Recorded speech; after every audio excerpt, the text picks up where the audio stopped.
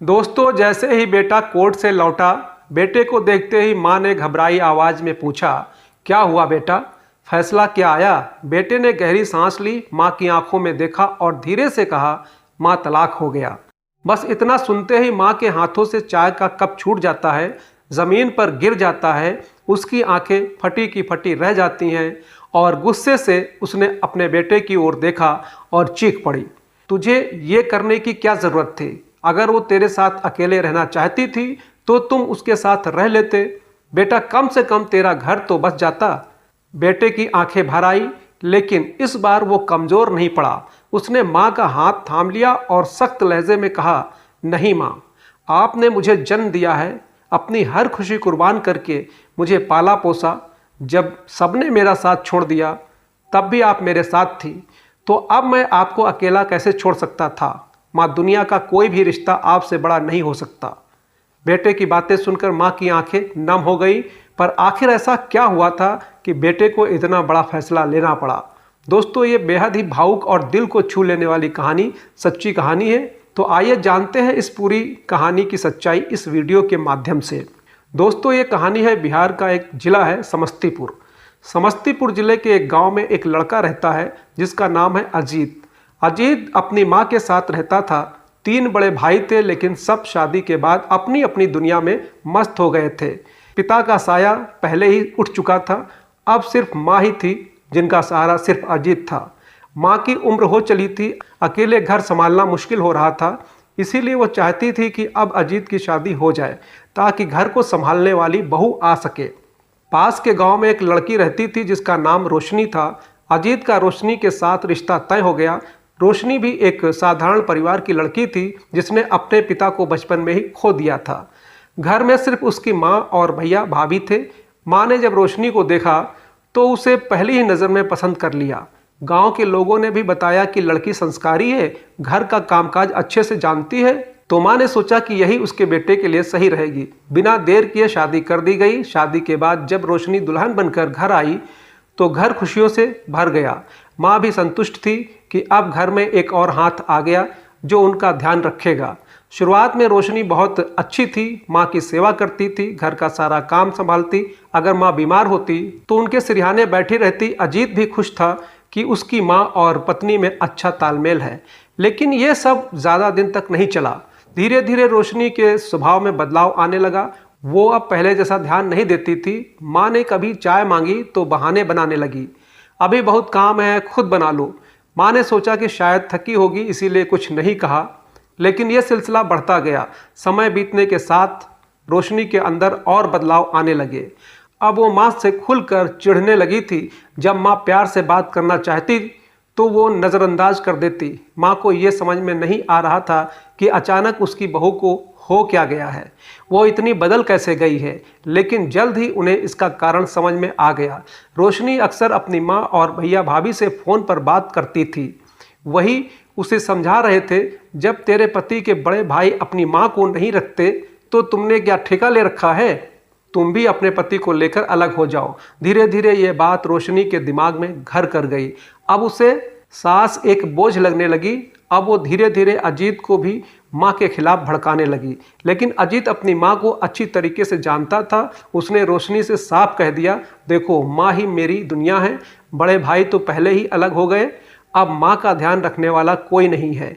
अगर तुम्हें कोई परेशानी है तो मुझसे कहो, लेकिन माँ के बारे में गलत मत बोलो। रोशनी को यह सुनकर झटका लगा। उसने सोचा था कि अजीत उसके बहकावे में आ जाएगा, लेकिन ऐसा नहीं हुआ। अब उसे कोई और तरीका निकालना था, इसीलिए रोशनी ने अपनी माँ की सलाह मानकर नया तरीका अपनाया। उसने सास को और परेशान करना शुरू कर दिया। जब माँ कुछ कहती तो उसे नज़रअंदाज कर देती। कभी कभी वो माँ के किए हुए काम में बेवजह कमी निकालने लगती। आपसे कुछ ठीक से होता ही नहीं है, बेकार में काम मत किया करो। माँ को तकलीफ होती है, लेकिन वो बेटे के लिए चुप रहती है। अजीत को इन सब का कोई अंदाज़ा नहीं था। वो दिन भर खेतों में मेहनत करता, घर के बाहर के काम संभालता, घर लौटता तो रोशनी बनावटी मिठास के साथ माँ की देखभाल करने का नाटक करती। अजीत को लगता था कि सब कुछ ठीक चल रहा है, लेकिन असलियत कुछ और थी। रोशनी ने 2 चेहरे अपना लिए थे, अजीत के सामने एक आदर्श बहू और सास के लिए एक बेरहम इंसान। वो जानती थी कि अगर सीधे सीधे अलग होने की बात करेगी तो अजीत कभी नहीं मानेगा। इसीलिए उसने एक चाल चली कि सास को इतनी तकलीफ दो कि वो खुद ही कह दे बेटा तुम अलग हो जाओ। लेकिन माँ इतनी कमज़ोर नहीं थी, उन्होंने सारी तकलीफ़ें सह ली लेकिन अपने बेटे से कुछ नहीं कहा। दरअसल हर इंसान की सहन शक्ति भी एक हद तक होती है। एक दिन कुछ ऐसा हुआ कि माँ का सब्र टूट गया। उस दिन अजीत खेतों में अपनी फसल की देखभाल कर रहा था जब अचानक उसके फ़ोन की घंटी बजी। पड़ोसी का फ़ोन था, भाई जल्दी घर आओ, तुम्हारी माँ और भाभी में ज़बरदस्त झगड़ा हो रहा है। अजीत को यकीन नहीं हुआ, वो सब कुछ छोड़कर भागता हुआ घर पहुंचा। अंदर घुसते ही उसे अपनी माँ और पत्नी रोशनी के बीच तू मैं सुनाई दी। रोशनी गुस्से से लाल होकर चिल्ला रही थी, दिन भर बैठी रहती है, कोई काम धाम नहीं, उल्टा मेरी जिंदगी जहन्नुम बना रखी है। अजीत की माँ बेबस होकर बोली, बेटी मैं जब काम करती हूँ तब भी तुझे परेशानी होती है और जब मैं बैठी रहती हूँ तब भी तुझे तकलीफ होती है, बताओ मैं करूँ तो क्या करूँ। रोशनी और भी भड़क गई, तू बस मेरे सिर पर सवार रहो, मैं अब इस घर में तेरी गुलामी नहीं कर सकती।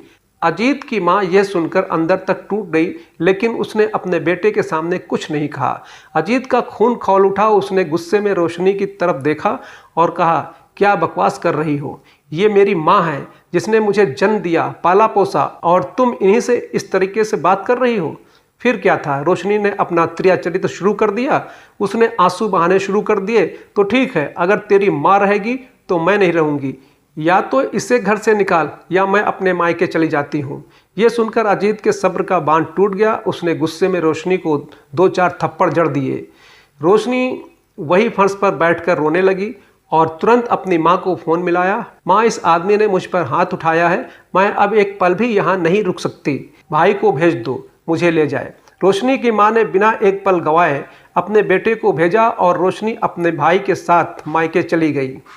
अजीत चुपचाप खड़ा रहा। उसकी माँ ने उसके कंधे पर हाथ रखा, बेटा ये तूने क्या किया, बीवी को ऐसे नहीं मारा जाता, अगर वो अलग रहना चाहती थी तो रहने देता, लेकिन ये तरीका ठीक नहीं था।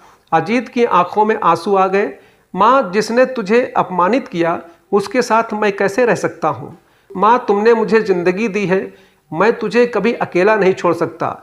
माँ का दिल भर आया। उसने अपने बेटे को गले से लगा लिया और बोली, बेटा फिर भी तूने बहू पर हाथ उठाकर ठीक नहीं किया। ये सुनकर अजीत ने सिर झुका लिया। इधर रोशनी अपने मायके में बैठी रही। उसकी माँ ने उसे समझाया, तू बस यहीं रह, जब तक वो तुझे मनाने नहीं आता है तब तक वापस मत जाना। लेकिन दिन बीतते गए और अजीत उसे मनाने नहीं आया। रोशनी और उसकी माँ दोनों परेशान हो गई। आखिरकार उन्होंने शादी के बीच में जो रिश्ता जोड़ने वाले लोग थे उनके जरिए अजीत तक संदेश भिजवाया, अगर तुम लेने नहीं आ रहे हो तो तलाक दे दो। जब अजीत ने यह सुना तो उसने कड़े शब्दों में जवाब दिया, अगर उसे मेरी माँ के साथ रहना है, उनकी सेवा करनी है, तभी मैं उसके साथ रह सकता हूँ, वरना वो चाहे तो तलाक दे सकती है, लेकिन मैं अपनी माँ को कभी नहीं छोड़ूंगा। मीडिएटर द्वारा अजीत की ये बातें सुनकर रोशनी और उसकी माँ को बहुत बड़ा झटका लगा। फिर रोशनी की माँ गुस्से से आग बबूला हो गई। उसने रोशनी को पास बुलाया और कड़क आवाज़ में बोली, बेटी वो आदमी कभी नहीं सुधरेगा, उसे सबक सिखाना ही पड़ेगा, बस एक ही तरीका है, तलाक। अभी कोर्ट चलते हैं और उसको सबक सिखाते हैं। रोशनी ने माँ की बात सुनी और बिना कुछ सोचे समझे हामी भर दी। उसे लगने लगा था कि अगर उसने ये कदम नहीं उठाया तो उसकी ज़िंदगी हमेशा के लिए बर्बाद हो जाएगी। दोनों माँ बेटी कोर्ट पहुंची और तलाक का केस दर्ज कर दिया। जब अजीत को कोर्ट से बुलावा आया तो ये बिना किसी झिझक के वहां पहुंचा। जज ने जब उससे सवाल किया तो वो ठहरे हुए लहजे में बोला, साहब मेरी पत्नी कहती है कि मैं अपनी माँ को छोड़ दूँ और अकेले उसके साथ रहूं। मैं ऐसा कभी नहीं कर सकता। मेरी माँ ने मेरे लिए जो कुछ किया है उसका हिसाब मैं ज़िंदगी भर नहीं चुका सकता। अगर रोशनी मेरे साथ रहना चाहती है तो उसे मेरी माँ को भी अपनाना होगा, लेकिन अगर उसे ये मंजूर नहीं है तो मैं उसे रखूँगा नहीं।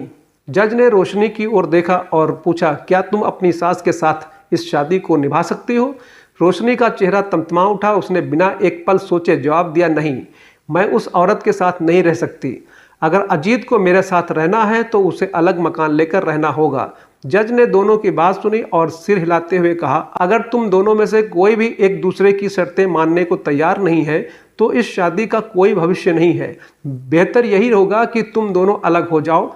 फैसला सुनते ही कोर्ट में खामोशी छा गई। कुछ देर बाद जज के दस्तखत के साथ दोनों का रिश्ता हमेशा हमेशा के लिए खत्म हो गया। फैसले के बाद अजीत जब घर लौटा तो उसकी माँ बेचैनी से उसका इंतजार कर रही थी। जैसे ही वो घर पहुंचा उसने माँ को कोर्ट का पूरा हाल बताया। माँ की आंखें भर आई। वो कांपती आवाज में बोली, बेटा मैं तो अब बूढ़ी हो गई हूँ, मेरी जिंदगी का क्या भरोसा। मेरे लिए तू अपनी जिंदगी क्यों बर्बाद कर रहा है। तेरी शादी टूटी, इसका दर्द मुझसे सहन नहीं हो रहा है। जा बेटा तू अपनी पत्नी को मना ले, मेरे बिना भी तेरा घर बस जाएगा। लेकिन अजीत माँ के पैरों में बैठ गया और उनके हाथ पकड़कर बोला, माँ तू मेरी जिंदगी है, तुमने मुझे जन्म दिया है, मुझे पाल पोस कर बड़ा किया है, इस लायक बनाया है कि मैं अपने पैरों पर खड़ा हो सकूं। तो फिर माँ मैं तुझे अकेला कैसे छोड़ सकता हूँ। क्या मेरी कोई जिम्मेदारी नहीं है, ये मेरा कर्तव्य नहीं है कि मैं तेरी देखभाल करूं। माँ मैं तुम्हारे बिना जी नहीं सकता। माँ फूट फूट कर रोने लगी। लेकिन अजीत अडिग था। उसने अपनी माँ से साफ कह दिया कि वो रोशनी को कभी मनाने दोबारा नहीं जाएगा। उधर रोशनी के घर में एक अजीब सा माहौल हो गया था। तलाक के बाद उसकी दुनिया बदल चुकी थी। अब जब भी कोई उसके लिए नया रिश्ता लेकर आता वे उसकी तलाक की वजह जानने के बाद मुंह मोड़ लेते। धीरे धीरे उसकी बदनामी होने लगी। जो औरत अपनी सास की सेवा नहीं कर सकती वो घर कैसे संभालेगी। रोशनी और उसकी मां नए रिश्तों की तलाश में 3 साल तक लगी रहीं, लेकिन कोई भी उसे अपनाने को तैयार नहीं था। आखिरकार उन्होंने हार मान ली और इसे अपनी तकदीर मानकर जीने लगी। इसी तरह 4 साल बीत गए। एक दिन अचानक रोशनी की माँ की तबीयत बिगड़ने लगी। अब वो पहले जैसी नहीं रही थी।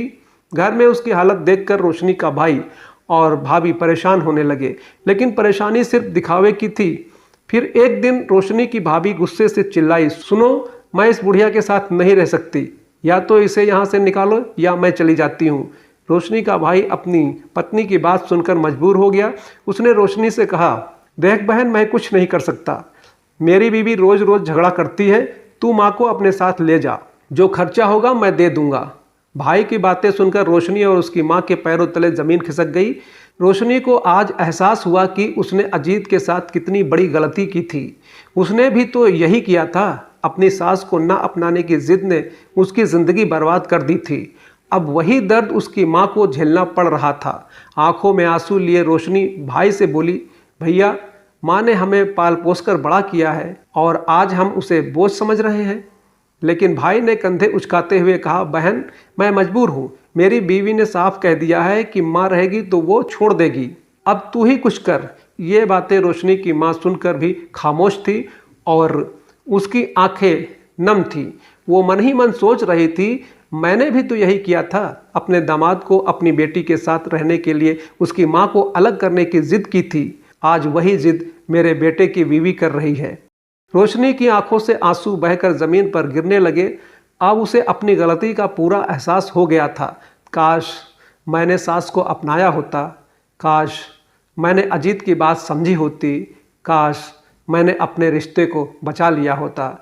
लेकिन अब कुछ भी बदल नहीं सकता था। जो बीत गया उसे वापस नहीं लाया जा सकता था। लेकिन एक दिन जब रात के सन्नाटे में रोशनी अपनी माँ के पास बैठी थी, उसकी आंखों से आंसू रुकने का नाम ही नहीं ले रहे थे, तब माँ ने कांपते हुए उसके सिर पर हाथ रखा और धीमी आवाज में बोली, बेटी जो कुछ भी हमने किया था वो सब अब हमारे सामने आ चुका है।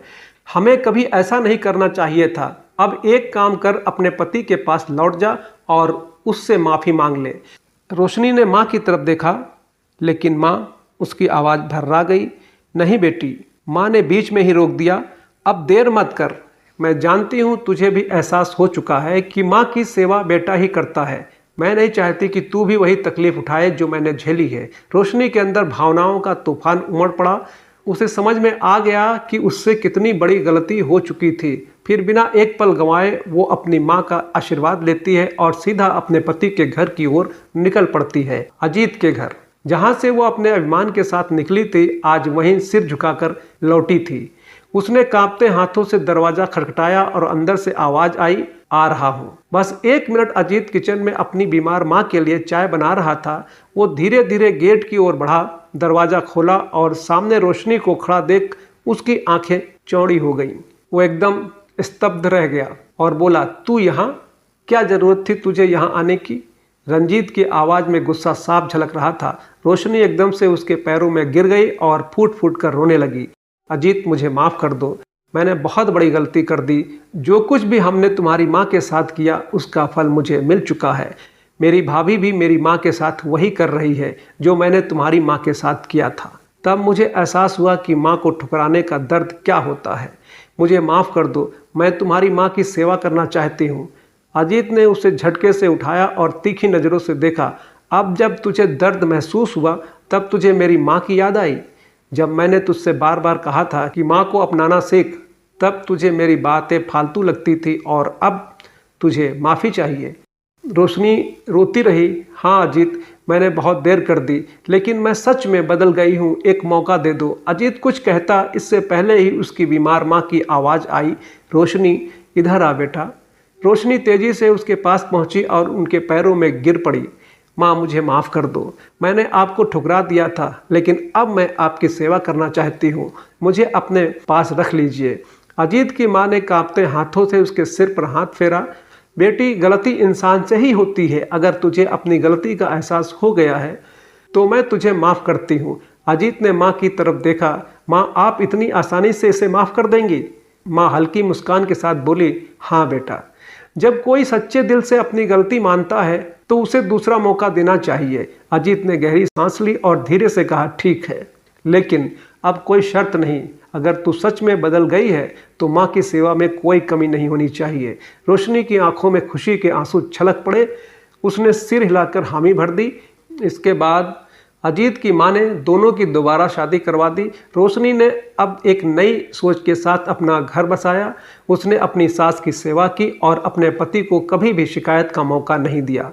उधर जब रोशनी के भाई और भाभी को पता चला कि रोशनी अपनी सास के साथ खुश है तो उन्हें भी अपनी गलती का एहसास हुआ। उन्होंने अपनी माँ को अपनाया और उनकी सेवा करने लगे।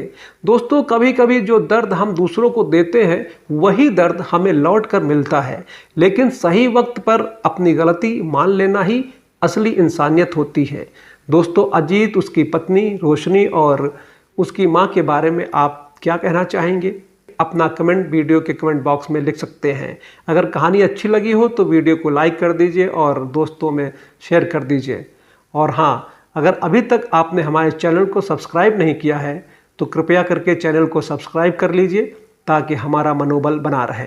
धन्यवाद। जय हिंद।